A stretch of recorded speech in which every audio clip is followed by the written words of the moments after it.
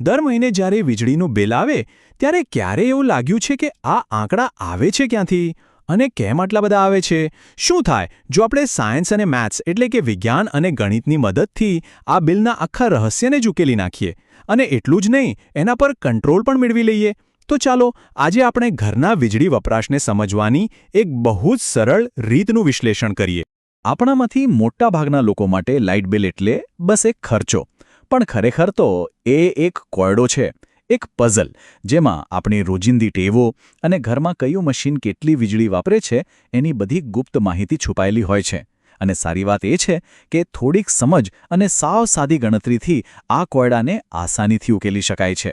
એ વાત તો આપણે સૌ જાણીએ જ છીએ કે વીજળી વગર તો હવે ચાલે જ નહીં. આપણું લગભગ દરેક કામ એના પર જ ટકેલું છે. પણ એનો વધારે પડતો વપરાશ સીધો આપણા ખિસ્સા પર અસર કરે છે અને સાથે સાથે પર્યાવરણને પણ નુકસાન પહોંચાડે છે. તો સવાલ એ છે કે આ બંને વચ્ચે બેલેન્સ કેવી રીતે બનાવવું? અને આનો જવાબ છે એનર્જી ઓડિટ. હવે આ શબ્દ સાંભળીને ગભરાવાની જરાય જરૂર નથી. આ કોઈ મોટી ટેકનિકલ વાત નથી, બસ એક સિમ્પલ પ્લાન છે. એ સમજવા માટેનો પ્લાન કે ઘરમાં વીજળી ખરેખર જાય છે ક્યાં. અને યાદ રાખજો, આ જાણકારી જ બચત કરવાની સાચી ચાવી છે. તો ચાલો ત્યારે ફટાફટ આ ઓડિટ પ્લાન શરૂ કરીએ. આ એક એવી મજાની એક્ટિવિટી છે જે ઘરમાં કોઈ પણ વ્યક્તિ કરી શકે છે અને આપણે જોઈશું કે કેવી રીતે સાવ સહેલા સ્ટેપ્સથી આપણે આપણા ઘરના એનર્જી વપરાશના એક્સપર્ટ બની શકીએ છીએ. અને જુઓ, આના માટે કોઈ ખાસ સાધનો પણ નથી જોઈતા. બસ તમારું કોઈ જૂનું લાઇટ બિલ, ઘરમાં જે મશીનો છે એના પર લખેલી વોટેજની વિગત, એક નોટબુક અને કેલ્ક્યુલેટર. બસ આટલી વસ્તુઓ તો ઘરમાં હોય જ, ખરું ને? ચાલો ત્યારે શરૂ કરીએ. આપણું સૌથી પહેલું અને સૌથી મજેદાર કામ છે થોડી જાસૂસી કરવાનું. આપણે ઘરમાં રહેલા એ દરેક ઉપકરણનો સર્વે કરીશું જે વીજળી વાપરે છે. આને કહીશું એપ્લાયન્સ સર્વે. ચાલો શોધી કાઢીએ કે કોણ કેટલી પાવર વાપરે છે. ઓકે, તો હવે આ ટેબલને કેવી રીતે ભરવું એ સમજીએ. બહુ સહેલું છે. જુઓ, પહેલા ખાનામાં લખો ઉપકરણનું નામ, જેમ કે ટીવી, પંખો કે બલ્બ. બીજા ખાનામાં લખો એના પર લખેલા વોટ W.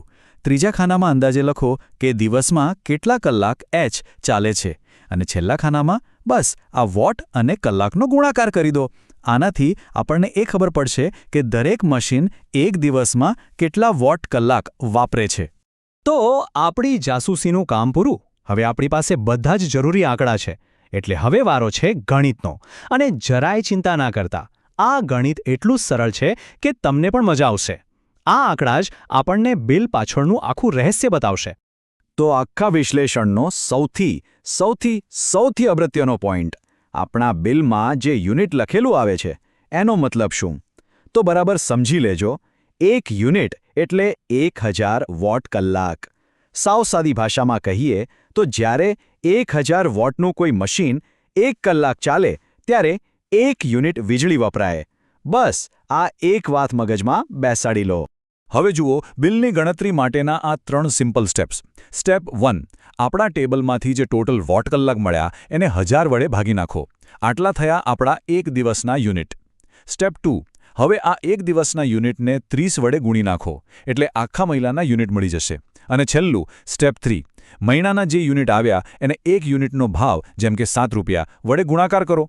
લો, આવી ગયો તમારો અંદાજિત લાઇટ બિલનો ખર્ચ. જોયું કેટલું સહેલું છે? અત્યાર સુધી આપણે ગણિત અને આંકડાની વાત કરી, પણ હવે સમય છે એની પાછળ છુપાયેલું વિજ્ઞાન સમજવાનો. આખરે એવું તો શું છે કે અમુક મશીનો વધારે લાઇટ વાપરે છે અને અમુક ઓછી? ચાલો આ રહસ્ય પરથી પણ પડદો ઉઠાવીએ. અને જવાબ એકદમ સાફ છે. જે મશીનો લાઇટ કે હવા એટલે કે પ્રકાશ કે ગતિ પેદા કરે છે, જેમ કે LED બલ્બ કે પંખો, એ ઓછી વીજળી વાપરે છે.